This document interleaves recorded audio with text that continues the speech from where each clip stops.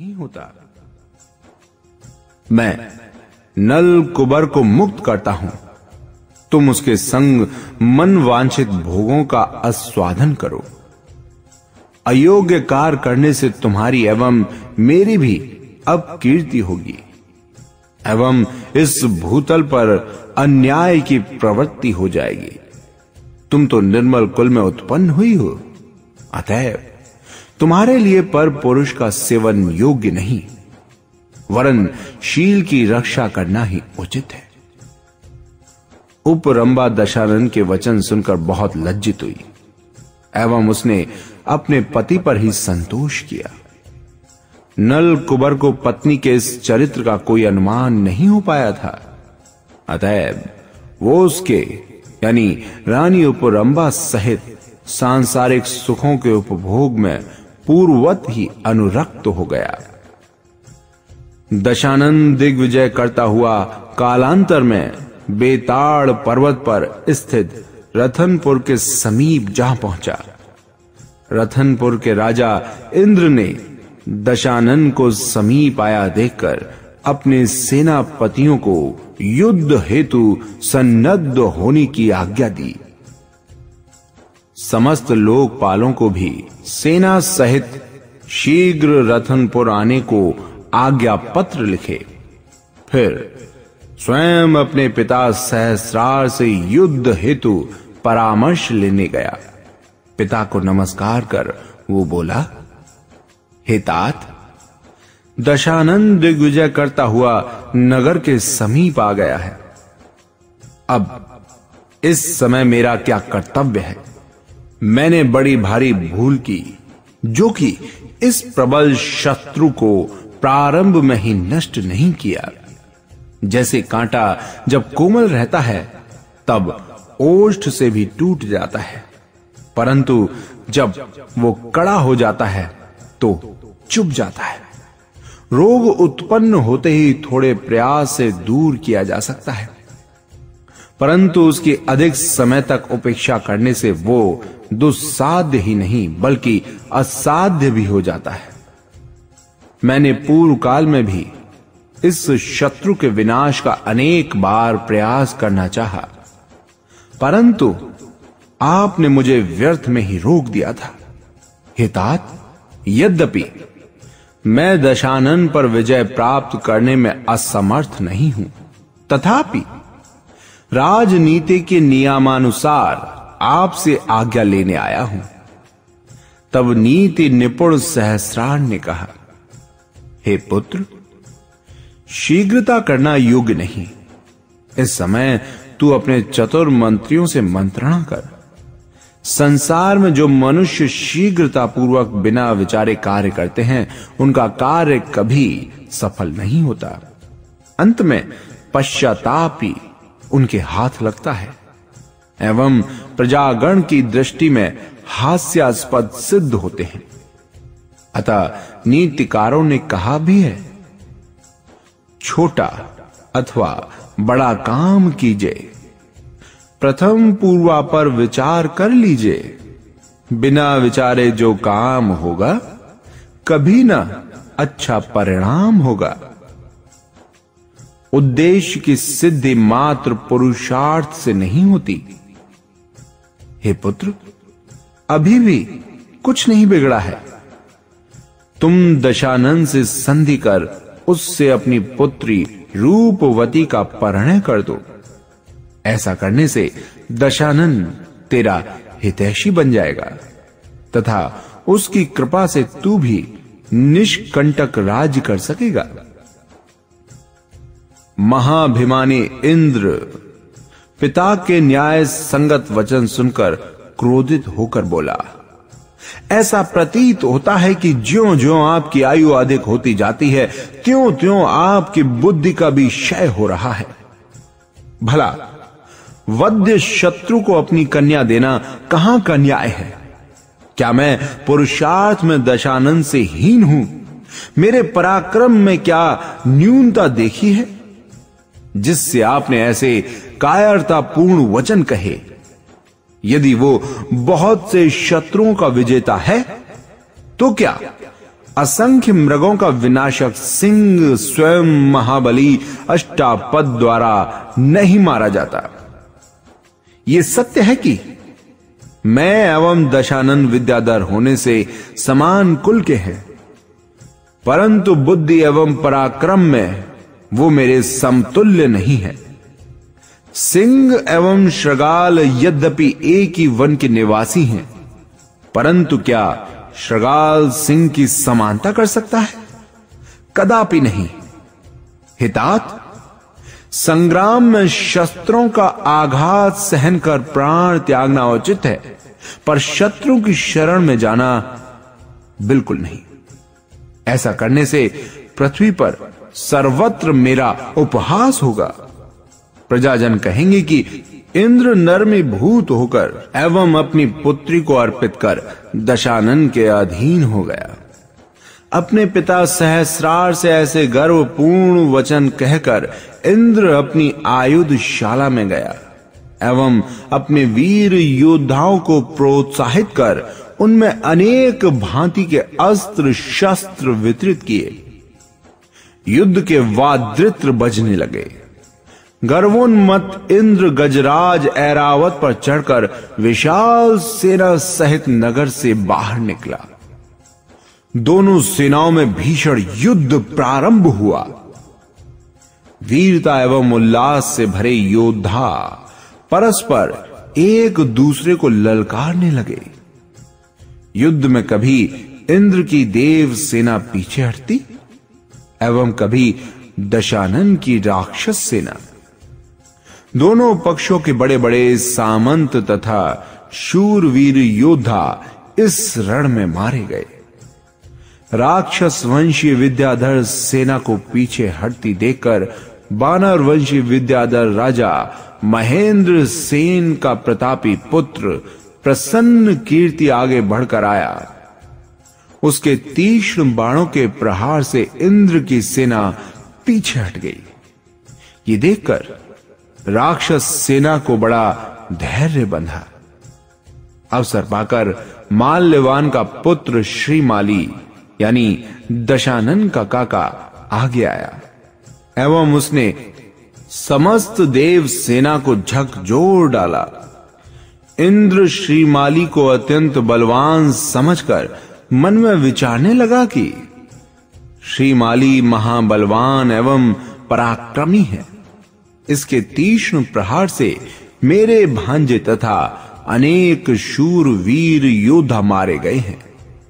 अब न मालूम ये अन्य कितने देवों का संहार करेगा। अतएव मुझे ही इसके संग युद्ध करना चाहिए। ऐसा विचार कर इंद्र श्रीमाली से युद्ध करने को तत्पर हुआ। तब इंद्र का पुत्र जयंत अपने पिता से विनती कर कहने लगा, हे देव, मेरे होते हुए आप युद्ध में प्रवेश करें तो मेरा जन्म निरर्थक है। आप मुझे आज्ञा दीजिए, जो अंकुर नख से तोड़ा जा सके उस पर कुल्हाड़ी उठाना योग्य नहीं। जयंत के युक्तिपूर्ण वचन सुनकर इंद्र ने उसे युद्ध में प्रवेश करने की आज्ञा दी। पिता की आज्ञा पाकर जयंत श्रीमाली से द्वंद्व युद्ध करने लगा। वीर श्रीमाली ने कनक नामक शस्त्र से जयंत का रथ तोड़ डाला एवं उसे घायल कर मूर्छित कर दिया। तब सावधान होकर जयंत ने भी भिंडीपाल के प्रहार से श्रीमाली का रथ तोड़कर उसे आहत कर दिया। श्रीमाली भी शीघ्र सावधान होकर पुनः जयंत से युद्ध करने लगा। तब जयंत ने श्रीमाली के वक्ष स्थल पर गदा से प्रहार किया, जिससे उसका प्राणांत हो गया। श्रीमाली को प्राण रहित देखकर समस्त राक्षस सेना अत्यंत भयभीत हो गई। तब दशानन का पुत्र इंद्रजीत सेना का धैर्य बंधाकर जयंत से युद्ध करने लगा। उसने जयंत की समस्त देह को अपने बाणों से बींध डाला, जिससे उसकी देह से रुधिर की धाराएं प्रवाहित होने लगी। ये देखकर इंद्र जयंत की सहायतार्थ ऐरावत हाथी पर आरूढ़ होकर सम्मुख आया। तब दशानन भी इंद्र को सम्मुख आता देखकर तथा पितामह एवं काका माली एवं श्रीमाली के वध का स्मरण कर अपने रथ पर आरूढ़ होकर झंझावत के सदृश रण क्षेत्र में उपस्थित हुआ। युद्ध में यदि किसी की एक भुजा कट गई थी तो वह अपनी दूसरी भुजा से युद्ध करने लगा। किसी का मस्तक कट गया था तो धड़ ही संघर्ष करता दिखलाई दिया। कोई अपनी बाहर निकली हुई आंतों से ही कटिकस यानी बांधकर युद्ध करने लगा। कोई महाबली योद्धा किसी शत्रु को आलिंगन में लेकर मसल डालता था। तीक्ष्ण बाणों से योद्धाओं के वक्ष स्थल विदीर्ण हो गए, परंतु रणभूमि को किसी ने भी पीठ नहीं दिखाई। दशानन ने सामान्य योद्धाओं का वध करना उचित न समझकर अपना द्रुतगामी रथ इंद्र की ओर घुमाया एवं उससे कहने लगा, तू शूद्र विद्याधर गर्व तथा पाखंड से अपने को इंद्र समझ बैठा है। तूने तो ये नट के समान स्वांग रचा रखा है। अपने योद्धाओं में लोकपाल एवं देवों की कल्पना की है। रे शूद्र, तू थोड़ी सी विभूति पाकर उन्मत्त हो रहा है। जैसे शूद्र काग अपने को गरुण कहलाने की चेष्टा करे, वैसे ही तू अपने को इंद्र कहलाता है। आज मैं या तो तुझे मारूंगा या बांधूंगा। ऐरावत पर आरूढ़ इंद्र भी दशानन के सम्मुख हुआ एवं उस पर उसने घोर बाण वर्षा की। दशानन ने इंद्र के चलाए हुए समस्त बाण मध्य में ही काट दिए। तब उसने विचारा कि दशानन सामान्य शस्त्रों से पराजित नहीं होगा, अतः उस पर अग्नि बाण चलाया। दशानन ने तत्काल जलद बाण से उसका निराकरण किया। तब इंद्र ने तामस गरुड़ादि अत्यंत भयानक दिव्यास्त्र चलाए, परंतु उन्हें भी दशानन ने प्रभास्तादि बाणों से विफल कर दिया।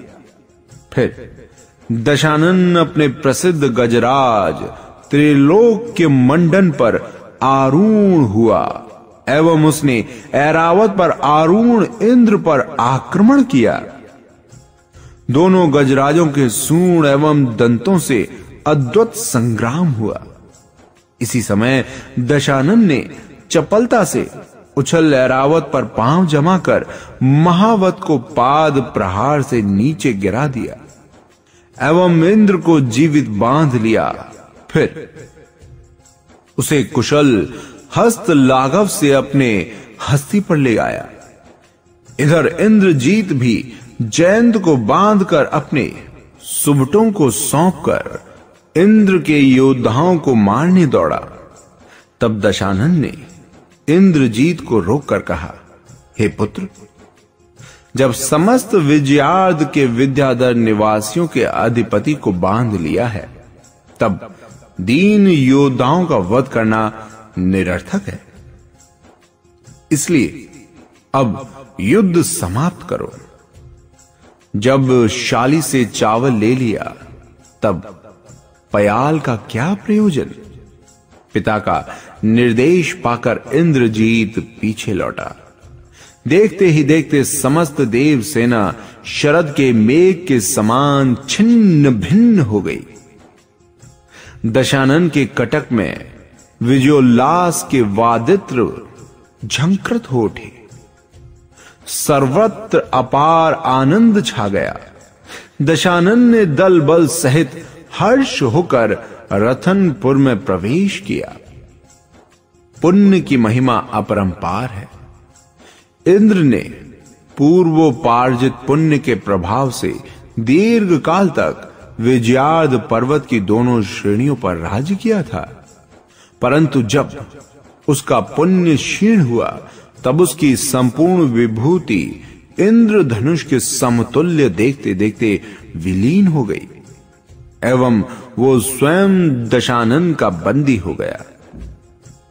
इंद्र को स्वतंत्र कराने के निमित्त से उसके सामंत गण राजा सहस्रार के समीप गए एवं करबद्ध नमस्कार कर इंद्र को मुक्त करवाने हेतु विनती करने लगे। तब वे धर्मात्मा राजा सहस्रार दशानन के समीप गए। दशानन ने उन्हें सहस्रार को उदासीन श्रावक समझकर उनका बहुविधि सत्कार किया। सहस्रार दशानन से कहने लगे, हे दशानन, तुम आसेतु यानी समुद्र पर्यंत पृथ्वी के विजेता हो। इससे तुमने इंद्र पर भी विजय प्राप्त की। जो महान नृपति होते हैं वे अभिमानियों का गर्व विनष्ट कर पुनः उन पर कृपा करते हैं। अतः अब तुम इंद्र पर कृपा कर उसे मुक्त कर दो। इंद्र के चारों लोकपालों ने भी यही विनती की। तब दशानन ने अत्यंत विनय पूर्वक सहस्रार से कहा, हे देव, आप जो कहेंगे वही होगा। फिर चारों लोकपालों से विनोद पूर्वक कहा, तुम चारों लोकपाल लंका नगरी में बुहारी दो तथा तुम्हारे स्वामी इंद्र लंका नगरी की भूमि को सुगंधित जल से सींचकर उसे 5 प्रकार के सुगंधित पुष्पों से सुशोभित करें। ये सुनकर चारों लोकपाल शीश नवाकर दशानन के सम्मुख अत्यंत लज्जित हुए। तब नीतिज्ञ राजा सहस्रार ने कहा, वत्स, तुम जिसे जो भी आज्ञा दोगे वो उसका अवश्य पालन करेगा। यदि भूमंडल पर तुम सदृश प्रताड़ना देने वाले न हो तो जन समुदाय अन्याय के मार्ग में प्रवृत्त होंगे। दशानन ने नर्मता पूर्वक मस्तक नवाकर कहा, हे पूज्य, आप हमारे पितृतुल्य हो। अतएव इंद्र अब से मेरे लिए चतुर्थ भ्राता तुल्य है। मैं उसके सहयोग से संपूर्ण पृथ्वी कंटक रहित करूंगा तथा वो भी पूर्व के सदृश विभूति संपन्न नरपति रहेगा। आपकी जहां इच्छा हो वहां विराजे, चाहे रतनपुर में रहिए अथवा लंका में पधारिए, दोनों स्थानों की भूमि आप ही की है। दशानन के नम्र वचन सुनकर सहस्रार ने उसकी भूरी भूरी प्रशंसा की। फिर उन्होंने कहा, हे दशानन, संसार में अपनी जन्मभूमि सबको प्रिय होती है। यद्यपि तुम समस्त पृथ्वी के स्वामी हो, तथापि तुम्हें भी अपनी जन्मभूमि लंका अत्यंत प्रिय है। अतएव मैं रतनपुर में ही रहूंगा। दशानन ने तत्काल इंद्र को सहस्रार के संग विदा कर दिया एवं स्नेहवश कुछ दूर तक स्वयं उनके साथ गया भी। सहस्रार इंद्र को संग लेकर रतनपुर आए। मान भंग होने से इंद्र का चित्त किसी भी कार्य में नहीं लगता था। उसको देह का मोह भी अब नहीं था। पराभव की लज्जा से वो सदैव चिंतित रहता था। सेवक उसे प्रसन्न करने के लिए अनेक प्रकार की प्रचेष्टाएं करते, पर इंद्र भी प्रसन्न नहीं हो पाता था, बल्कि उसकी मानसिक वेदना उत्तरोत्तर बढ़ती जाती थी। वो एकांत में बैठकर विचारने लगा, धिक्कार है इस विद्याधर पद के ऐश्वर्य को, जो क्षण मात्र में शरदकालीन मेघ के सदृश विलीन हो जाता है। ये सब कर्मों की विचित्रता ही है। हाय, मैं जन्म से लेकर अब तक शत्रुओं के शीश पर चरण रखकर जिया। अब क्या शत्रु का अनुचर होकर उसकी कृपा से राज लक्ष्मी का उपभोग करूं? मैं इंद्रिय जनित सुखों को त्याग कर मोक्ष साधन का प्रयत्न क्यों न करूं? दशानन ने शत्रु के रूप में वस्तुतः मेरा महत उपकार किया है, जिससे मुझे ये ज्ञान बोध उत्पन्न हुआ। अन्यथा मैं तो संसार के आसार एवं असत्य सुखा स्वादन में ही आसक्त था। श्री जिनेंद्र देव के चैत्यालय के स्तंभ के सहारे बैठा बैठा इंद्र इसी विचारधारा में डूबा रहता था। एक दिन निर्वाण संगम नामक मुनि विहार करते हुए वंदनार्थ उस चैत्यालय में पधारे। मुनिराज को देखकर इंद्र ने उठकर भक्ति पूर्वक नमस्कार किया एवं उनके समीप बैठ गया। उसने मुनि के समक्ष अपनी घोर निंदा की। तब संसार का स्वरूप जानने वाले मुनिराज ने इंद्र से कहा, हे इंद्र, संसार की समस्त माया क्षण भंगुर है। ये अरहट की घटिका के सदृश अनादिकाल से रीता अथवा भरा प्रतीत होता है तथा भविष्य में भी ऐसा ही होता रहेगा। संसार के विषय सुख देने ही में मनोज्ञ है। ये प्राणी देह उपादेय का विचार न कर इन्हीं में तन्मय हो जाता है एवं आत्म कल्याण के मार्ग को नहीं समझता। इस प्रकार मुनिराज ने संसार तथा मोक्ष के स्वरूप की व्याख्या की। इंद्र ने मुनिराज से धर्मोपदेश श्रवण कर उनसे अपने पूर्व जन्मों का वृत्तांत पूछा।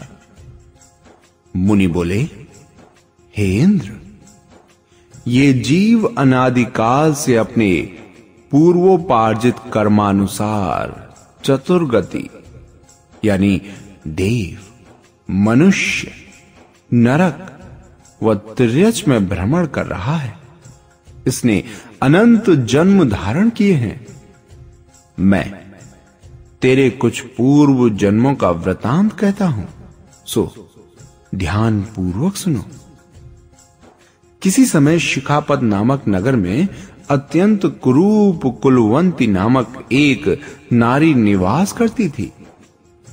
वो पाप कर्म के उदय से अनेक रोग युक्त होकर तथा झूठन खाकर अपना जीवन व्यतीत करती थी।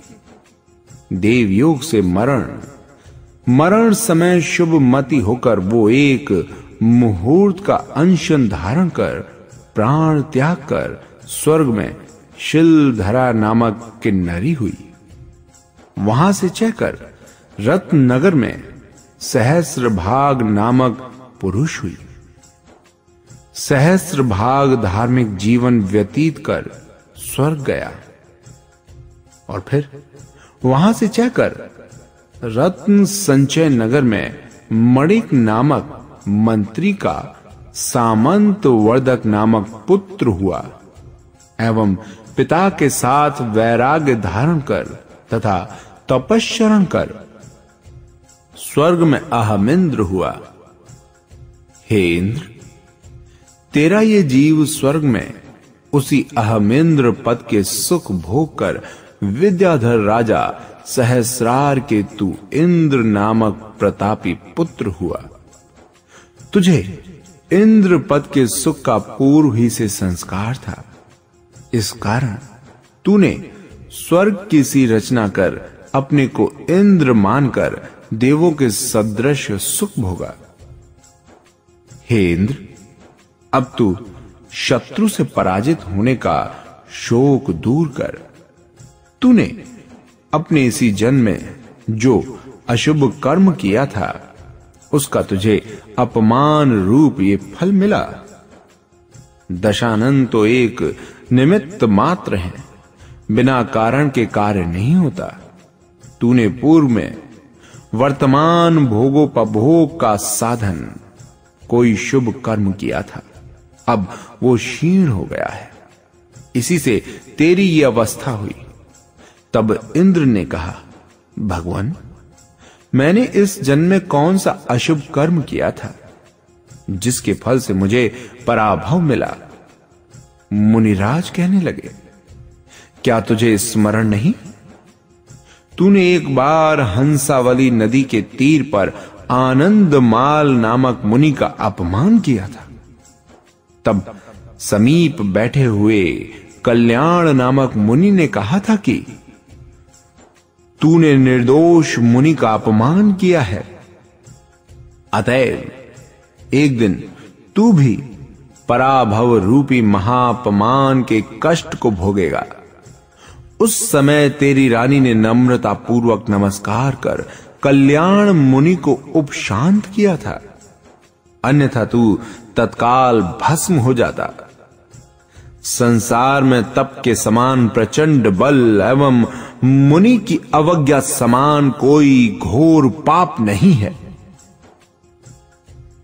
मुनि के मुखार विंद से अपने पूर्व जन्मों का वृतांत सुनकर अत्यंत आश्चर्यान्वित हुआ एवं मुनि को भक्ति पूर्वक नमस्कार कर कहने लगा, हे भगवान, आपके प्रसाद से मैंने उत्तम ज्ञान पाया है।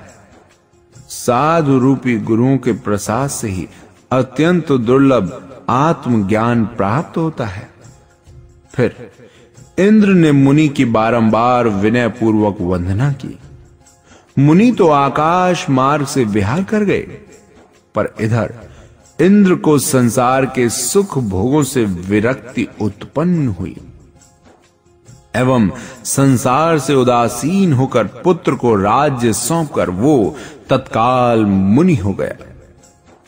प्रथम अवस्था में जिस भांति उसने अपनी देह को भोगों में प्रवृत्त किया था, उसी भांति अब कठोर तपस्या में लगाया एवं शुक्ल ध्यान धारण कर संपूर्ण कर्मों को क्षय करके निर्वाण पद पाया।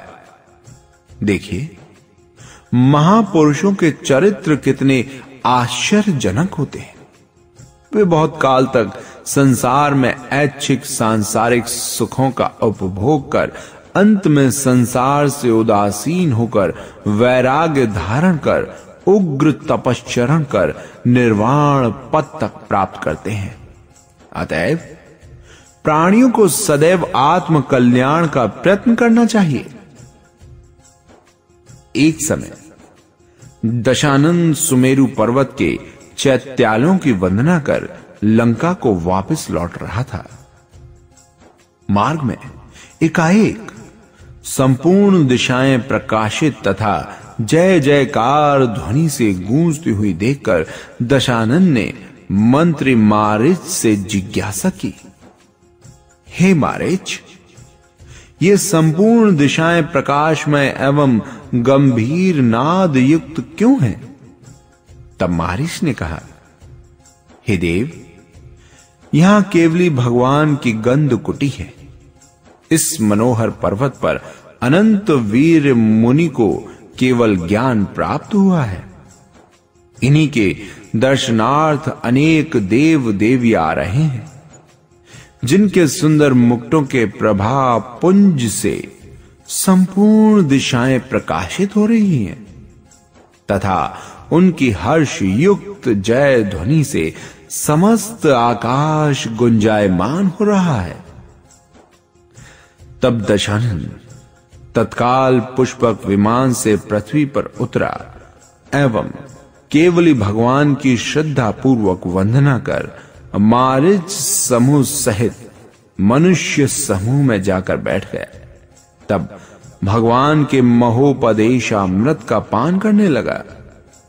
किसी शिष्य ने भगवान से पूछा, हे प्रभु, यहां अनेक प्राणी धर्म अधर्म का स्वरूप तथा मोक्ष का कारण विस्तार से समझना जानना चाहते हैं। कृपा कर आप इस संबंध में कुछ कहिए। तब